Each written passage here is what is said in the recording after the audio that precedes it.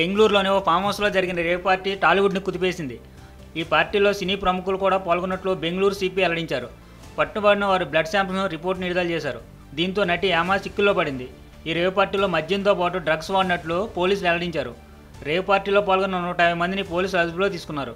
వారందరి blood శాంపిల్స్ని narcotic team సేకరించింది. ఆ రిపోర్టులు వచ్చాయన్నారు పోలీసులు. నటి యామ రక్తనమూనాలో డ్రగ్స్ ఆనమలు ఉన్నట్లు గుర్తించామన్నారు. డ్రగ్ టెస్ట్లో నటి యామాతో పాటు 80 మందికి పాజిటివ్ వచ్చిందన్నారు కర్ణాటక పోలీసులు. డ్రగ్స్ తీసుకున్నట్లు రక్త నమూనా పరీక్షల్లో నిర్ధారణ అయిన వారికి సీసీబీ నోటీసులు ఇస్తుందన్నారు.